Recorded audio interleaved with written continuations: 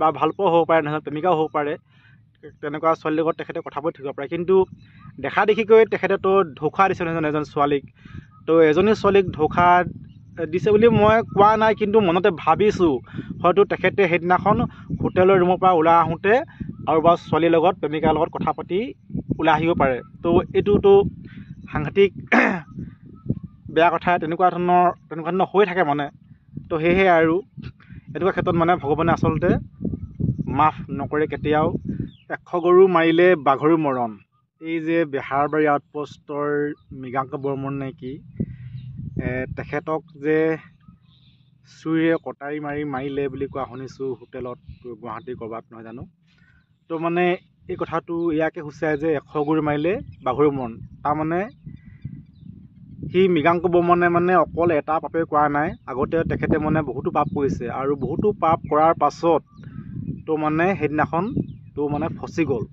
তো ৰাইজে জানিব লাগিব কথাটো, তো ৰাজহুৱা হ'ব লাগিব, নহয় জানো। সেয়েহে মনে মনে লুকাই চুৰ কৰি মানে কামবোৰ কৰিছিলে মানে এদিন হ'লেও এদিন ধৰা পৰিবই। সেই গতিকে ভগৱানে এনেকুৱা ক্ষেত্ৰত কাকো মানে মাফ নকৰে, আৰু সদায় বেয়া কাম কৰিছিলে এদিন হ'লেও এদিন ৰাইজৰ আগত কথাটো ওলাই পৰিব, মানে ফান্দত পৰিবই। সেয়েহে সেইদিনাখন মৃগাংক বৰ্মন বোলা মানুহজনে হয়তো আগতেও বেলেগৰ লগত চেনি খাই আছিলে, লিলিমাই কৰি আছিলে, নহয় জানো। সেই লিলিমাই কৰি থকা মনে মনে কৰি আছিলে আচলতে, কোনেও নেদেখাকৈ নজনাকৈ। কিন্তু ইমান কৰি আৰু নহ'ব নহয় জানো। সেয়েহে সেইদিনাখন তো কিবা আলি বোলা এজনে তেখেতক চুৰি মাৰি লৈ শুনিছোঁ, আৰু তেখেতৰ মৃত্যু হ'ল, নহয় জানো। সেয়েহে আৰু তেখেতে মৃত্যুৰ আগতে কি কৰিছিলে, ভিক্ষা খুজিছিলে। আৰু ভিক্ষা খুজিছিলে, তাতো যথেষ্ট মানুহ আছিলে, চিকিউৰিটি গাৰ্ড আছিলে, আৰু তেওঁ CC কেমেৰাত দেখিছোঁ, সকলোৱে ভিডিঅ'বোৰ দেখিছেই, চাইছে, নহয় জানো। তো মই বহলাই কৰাৰ কোনো প্ৰয়োজন নাই। তো সেয়াই কথাষাৰ আৰু। তো ৰাইজসকলে তেখেতকতো বচাবলৈ পাৰিলে হ'লে, কিন্তু ভগৱানেও এই ক্ষেত্ৰত মানে নিষেধাজ্ঞাখিনি আৰোপ কৰে। আচলতে মানুহ মতেই জীৱ মতেই শিৱ, নহয় জানো। আচলতে মানুহৰ গাতো ভগৱান থাকে, আৰু মানুহে ভগৱান। সেই গতিকে সেইদিনাখন তেখেতক ভগৱানেই মোৰ মতে তাক নবচালে নেকি নিচিনা লাগিছে। তাৰমানে আচলতে তেখেতে পাপী মানে পাপিষ্ঠ বুলি, পাপী আৰু পাপিষ্ঠ এইকাৰণে কৈছোঁ যে তেখেতে হোটেলৰ কোঠাৰ পৰা CC কেমেৰাটো ধৰা পৰিছে, দেখিছে সকলো ৰাইজে, নহয় জানো।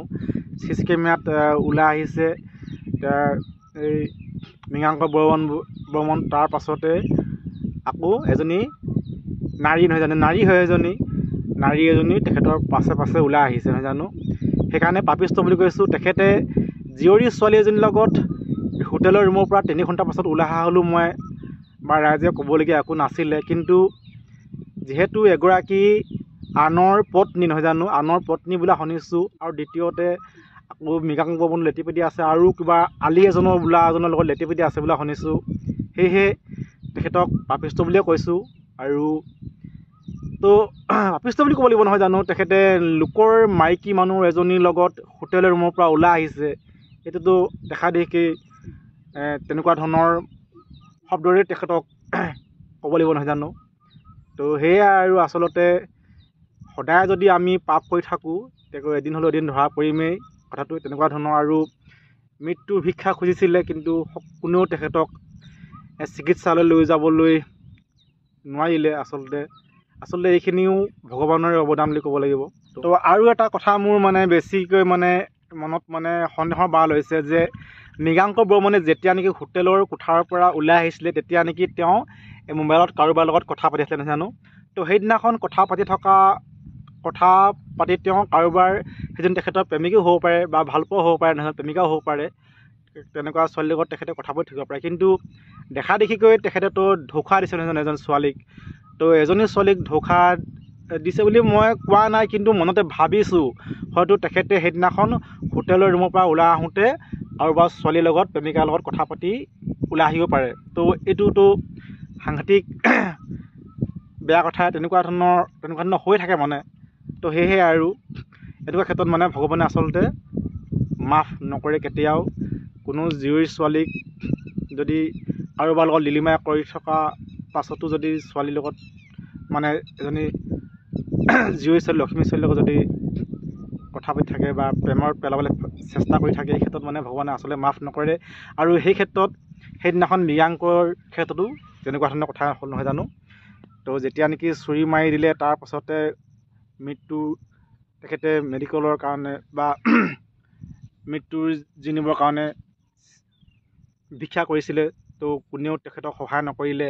তো ৰাস্তাৰ ফালেতো অজস্ৰ গাড়ী মটৰ অহা যোৱা কৰি আছিলে, তাততো যথেষ্ট মানুহ দেখিছিলোৱে আছিলে, তথাপিও কোনো এজন গুৱাহাটীবাসীয়ে তেখেতক আচলতে মেডিকেললৈ লৈ যাওঁ বুলি মনত নেখেলালে। আচলতে এইখিনি ভগৱানৰে কিবা এটা লীলা আচলতে, যে পাপ কৰি থাকিলে মানে এই ক্ষেত্ৰত ভগৱানে আচলতে মাফ নকৰে। মোৰ কথা কোৱা উদ্দেশ্য এইটোৱে যে মৃগাংক লৈ পিনে আচলতে মই কোনো কথা তেনেকৈ ভালকৈ নাজানো, তো সেই বিষয়েও মই নাজানো, কিন্তু মোৰ কথা কোৱাৰ আচল উদ্দেশ্যটো হৈছে যে সদায় যদি আমি পাপ কৰি থাকোঁ, পাপৰ ফল আমি এদিন ভুগিবই লাগিব, আৰু ৰাইজৰ আগত আমি কথাটো ওলাই পৰিব লাগিব। সেয়েহে সেইদিনাখন মৃগাংক বৰ্মনৰ ক্ষেত্ৰতো কথাটো তেনেকুৱা ধৰণৰ হ'ল।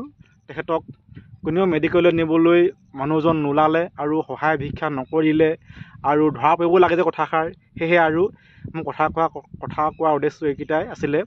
তো কোনোবা যদি বেয়া পাইছে মাফ কৰিব। আচলতে সেয়াই আৰু কথাকেইটা মানে মোৰ মনত পৰি পিনি কথাকেইটা অলপ অৱগত কৰিলোঁ।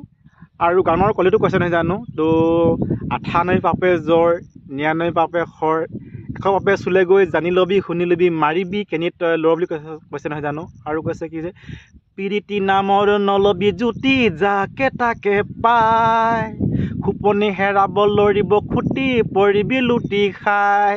সেয়া আৰু ৰাইজসকল, তো বেছিকৈ লেলিমাই কৈছিলে মানে এদিন হ'লেও এদিন ধৰা পৰিব আৰু ঠেং লুটি খাই ক'ৰবাত পৰি মৰিব নহয় জানো। মৃগাংক বৰ্মনক লৈ মই কোনো ধৰণৰ তেনেকৈ বিৰূপ মন্তব্য ক'বলৈ যোৱা নাই, আৰু তেনেকৈ মোৰ উদ্দেশ্য নহয়। কিন্তু মোৰ উদ্দেশ্যটো হৈছে যে বেছিকৈ যদি আমি পাপ কৰি থাকোঁ, পাপ কৰ্ম কৰি থাকোঁ, আৰু সেইখিনি কৰ্ম ৰাইজৰ আগত অৱগত কৰিবলৈ ভগৱন্তই এদিন মানে দেখুৱাই দিবই, আৰু সেই ক্ষেত্ৰত ভগৱানেও মাফ নকৰে। এইকেইটা কথাকে মই ক'বলৈ বিচাৰিছিলোঁ।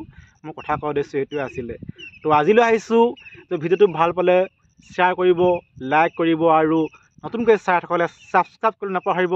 তো আজিলৈ আহিছোঁ, বাই বাই, লাভ ইউ।